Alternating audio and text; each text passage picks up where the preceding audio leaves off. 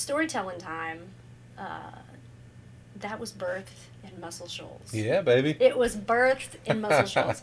Again, me being the newbie, I'd never been to Muscle Shoals. So Moose invited me. He said, let's go down.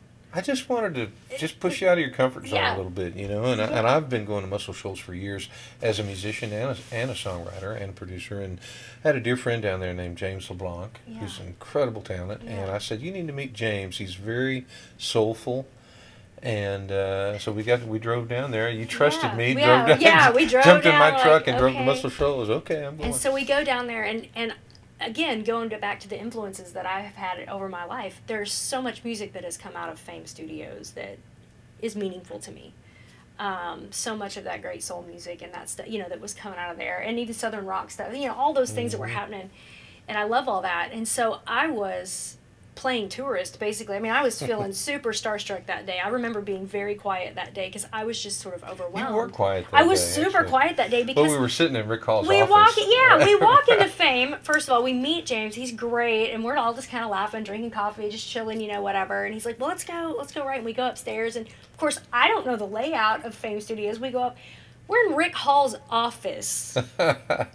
So again, not intimidating at all, sitting there with you guys, and then in Rick Hall's office, and on his couch, he's got this. It's like a barber chair over in the corner. Chair. That's where he would hold James is shop, sitting over there, like playing in the bar, and I'm just like, is this real life? Like that really felt very much like a Rick very would climb in that barber chair, and people would come in, and he would hold court. He would just tell them, right. He was just a BSer, and that was his Yeah. spot. But it was unbelievable to me, and it felt so surreal and very out of body. And so I think that's why I was so quiet, because I was just quiet. really soaking that in, going, this is nuts. How did I get here? Again, there's another corner that we turned, and I had no idea what was going to be around that corner, and I just thought, I'm jumping in head first, do it afraid, go for it.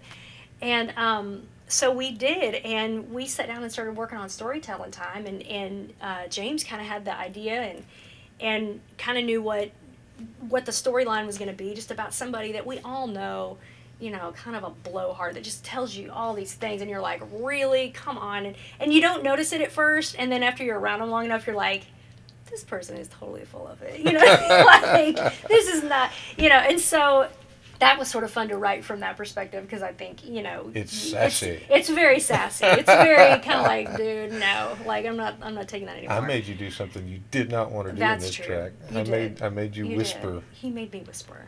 and you went, was Moose, like, I don't really? do that. I was like, I said, don't think that's- yeah, you need to at least try it. Yeah. So listen for it. Maybe you'll hear it, maybe you won't. But there's a little whisper in there. But yeah, it was.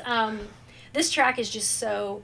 Again, when we were kind of coming, of course we had the melody and everything, and we put a few things down, and Moose is like, I'm gonna, play you what I'm working on. I'm like, okay, and as soon as it started, it felt so, like, I was like, wait, I know, like, I feel this song, like, I know this, like, this is, again, it goes back to those influences where you can hear those things, and I'm like, that's Muscle Shoals, that's that thing, that's that deal.